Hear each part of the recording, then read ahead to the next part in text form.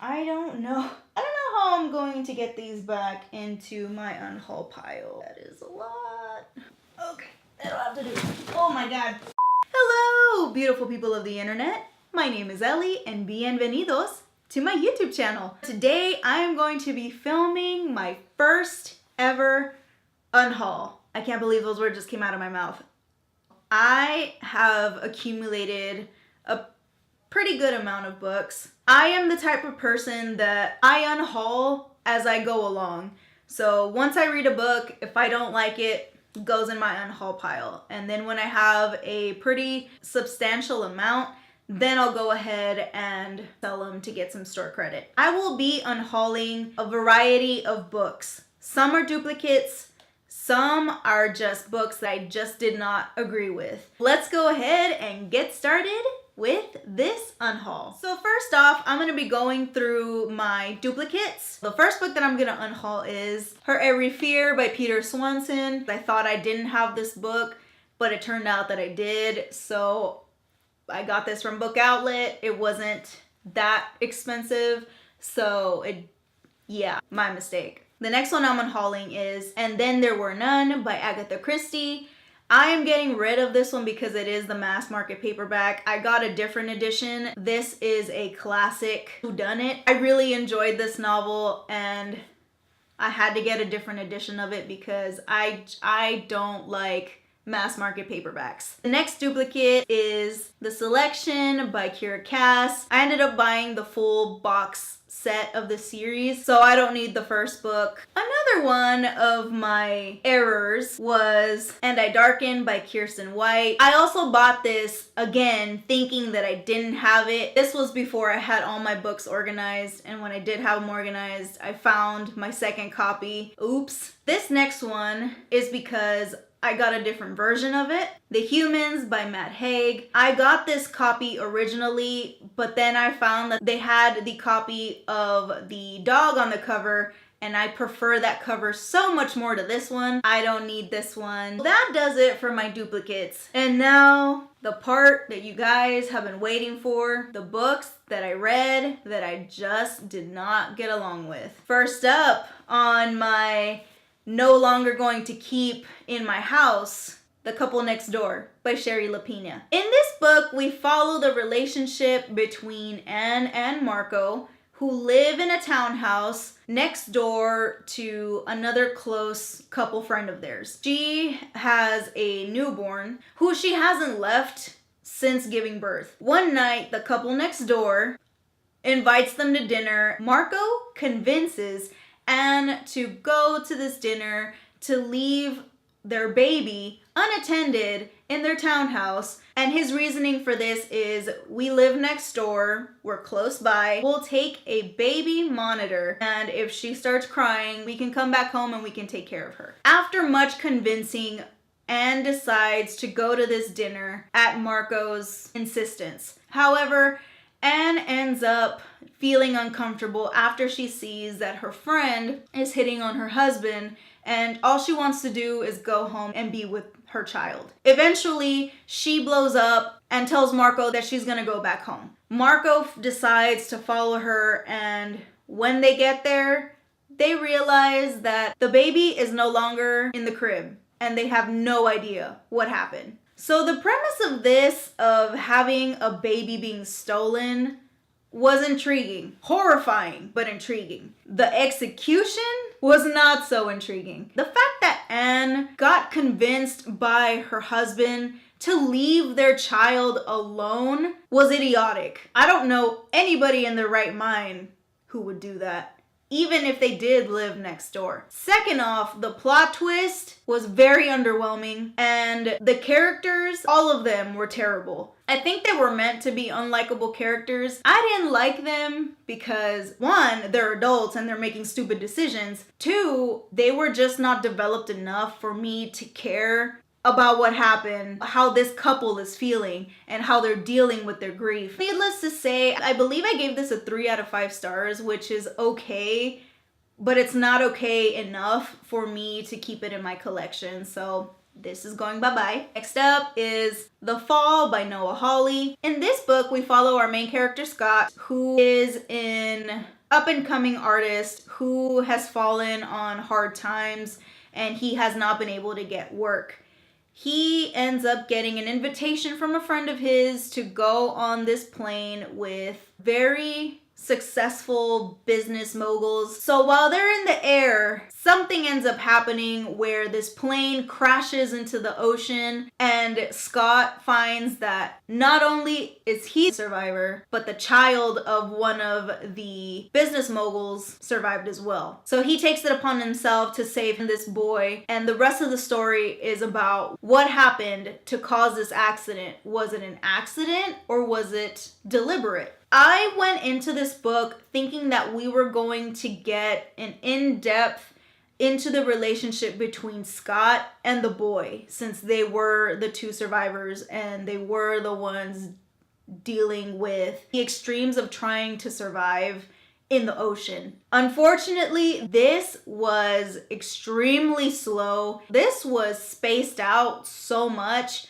that half of the information in here was not necessary. When we find out what happened that caused this crash was again very underwhelming. It was just a very slow lead up to this climax and it just was not worth it for me. Unfortunately, I was not impressed and this can leave my collection. Speaking of mediocre plot twists, The Woman in Cabin 10 by Ruth Ware. In this book, we follow our main character, Lo, who is a writer for this magazine, I believe. And she is given the assignment to go on this cruise after one of her coworkers backs out and can't do it. So she goes to this cruise, and while she's there, she's mingling with all these people while also hiding the fact that she is now suffering from PTSD after a very traumatic incident happened at her apartment before this cruise took place. While she is at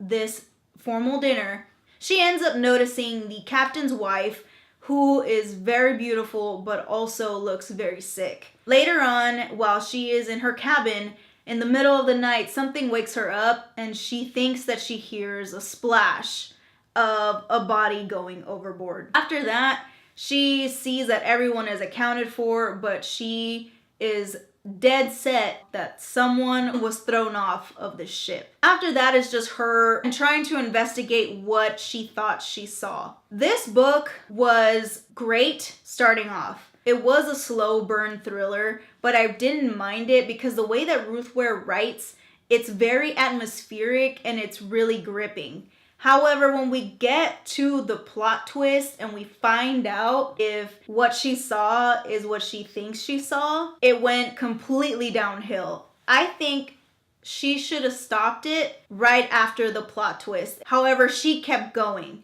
And that just threw me out of this story. Unfortunately, this didn't work. Next up is two graphic novels, Friend with Boys by Faith Erin Hicks and Piper by Jay Asher and Jessica Freeburg. This one is a story of the Pied Piper, and this one is just about a girl who is going to high school for the very first time after being homeschooled her entire life. With both of these, I have the same critique, and that is they were way too fast-paced for being graphic novels, and I thought this was going to focus on the Pied Piper and his story. However, it didn't. And this one, I thought we were going to get more story on our main character and her building her friendships and her relationship with her family, as now she is in the same high school as her older brothers and her father is no longer homeschooling her.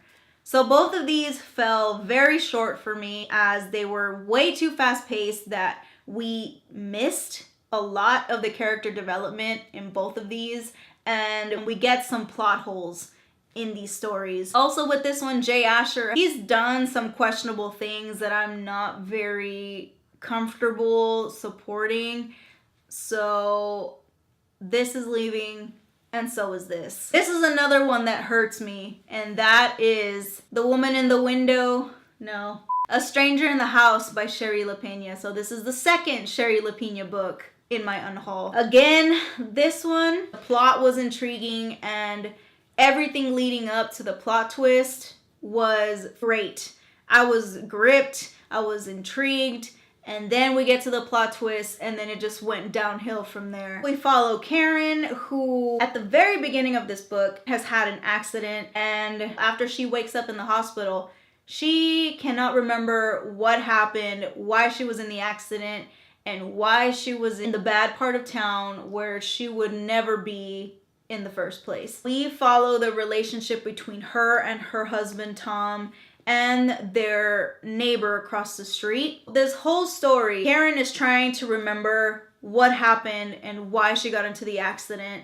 And Tom is just trying to support her and help her, but also is extremely curious as to why she was lying and why she was there. There's a complex web in this book, and like I said, everything was so interesting. Everything was so intriguing until we got to the plot twist, which again was very underwhelming. I thought it was okay. I know what happens. I'm never gonna reread this, so I don't need it. Next, I have Bad Girls with Perfect Faces by Lynn Weingarten. And this is a YA thriller. This was all kinds of messy. We follow Sasha and her best friend Xavier, how she is trying to cheer him up after he broke up with his ex-girlfriend, Ivy, who is very neurotic and a basket case at that. Sasha, of course, has had romantic feelings for her best friend for a long time. However, he had been taken and she didn't want to ruin their friendship, so she went ahead and stayed quiet. Now that he is free, she decides that on this particular day, she is going to take that leap and tell him how she feels. However, that same exact moment where she's about to tell him, Ivy goes back to seducing him because she can and because she just doesn't want anyone else to have him. This is messy, it's angsty, so much drama. I will say that the plot twist in this, it made me yell. I did not see it coming, but everything else leading up and after was just way too dramatic. And I could not stand anyone. I could not care less about any of our characters. I didn't like Sasha. I didn't like how she was just a doormat. She could have just told her best friend how she felt from the beginning.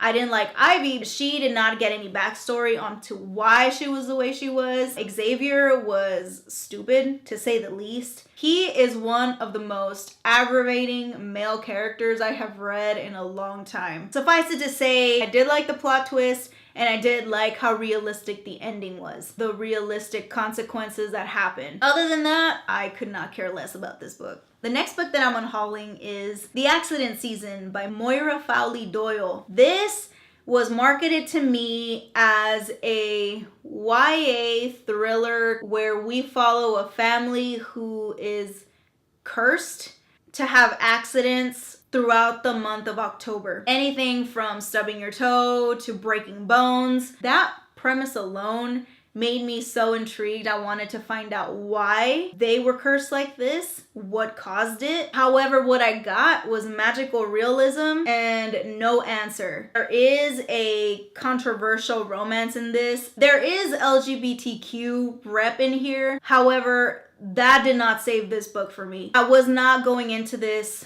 thinking it was going to be magical realism, and I did not get answers to why this curse was put on this family, what caused it, why it happened. It's not explained. Unfortunately, this book just did not work for me, and I don't want it in my collection anymore. This is a controversial one as it deals with a very important topic. However, this book just did not work for me. The Way I Used to Be by Amber Smith. This is about rape and the repercussions of rape. We follow our main character who is sexually assaulted by a family friend, and she does not tell anyone, so she holds it in. In this book, it follows the main character from freshman year to senior year when the incident happened before for freshman year of high school. We see her deterioration, and we see how she blames herself, and we also see how she deals with the pain that she is holding inside. I understand that the character has complex feelings due to her trauma.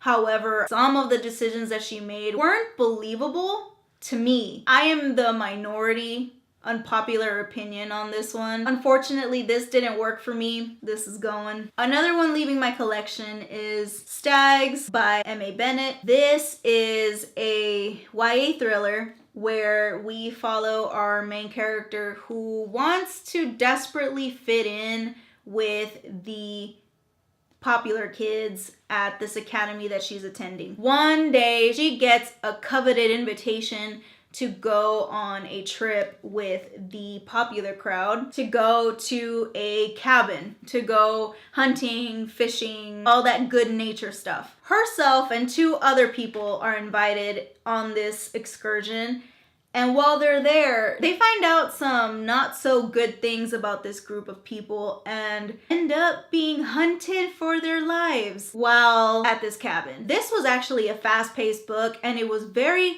character driven, which I did like, and I really enjoyed the characters in this book and how all of them had their distinctive personalities and how they dealt with the situation that they were put in. When we get to the plot twist, I didn't see it coming, which I was very surprised by. Overall, this book was just okay. I know what happens, and I know I'm never gonna reread this. So that's the main reason why I'm getting rid of this. It's not that I didn't like it. I thought it was okay. I just don't ever plan on rereading this, so I don't need this on my shelves. 2 more books after this one, guys, and we're done. The next book that I'm going to be getting rid of is There's Someone Inside Your House by Stephanie Perkins. This was more of a slasher book than a thriller. This was also suffering from, she should have just stopped after the plot twist, but unfortunately, Stephanie Perkins kept going. This book is about our main character, Makani, who after a very traumatic incident happened to her in her hometown of Hawaii, she ends up leaving to come live with her grandmother in Nebraska. She meets a guy named Ollie, who she is interested in, who happens to be the town's, for a lack of a better word, goth, loner, antisocial kid. There are some murders that are happening in this town, and no one knows who is doing it or why they're doing it. The perpetrator hasn't been caught. One day, she ends up being attacked by the same person who has been committing these murders. After a fight between herself, this perpetrator, and Ollie, the perpetrator escapes. So after that, it's just finding out where this person is to stop him from murdering more people. I read this in October, which was a great read because it's very slasher, very gory, very descriptive, and it was very entertaining for that reason.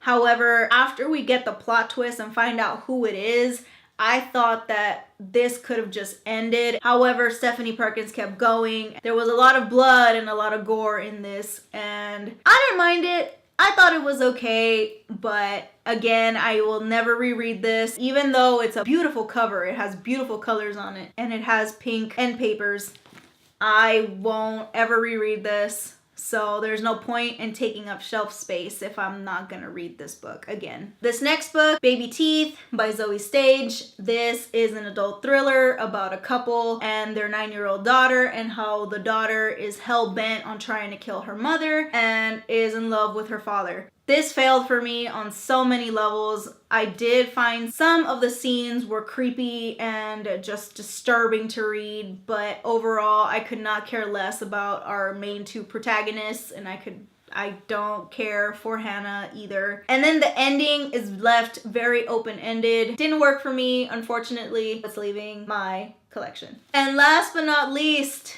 another book, but it just didn't work for me, and I read this as a buddy read in October for Books in the Freezer, and that is Perfect Days by Rafael Montes. This is a adult thriller that is set in Brazil. We follow our main character, Tio, who is a medical student and takes care of his paraplegic mother.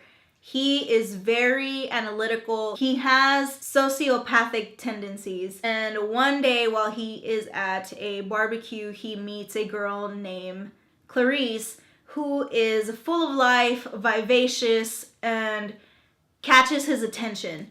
He immediately thinks that he is in love with this woman and does everything in his power for her to notice him. I mean, he does everything in his power. She is writing a screenplay called Perfect Days, where in the story, several friends go on a road trip through Brazil. Tio gets it in his mind that the only way for her to really get the essence of Tio is to kidnap her and follow her screenplay and go on a road trip through Brazil. This book was just all kinds of messed up. Tio's an interesting character. Both characters are very unlikable. A lot of horrible stuff happens to both of them, mostly Clarice. But I just think this was a little slow paced for my liking for this type of thriller. And also the plot twist and the ending were way too convenient.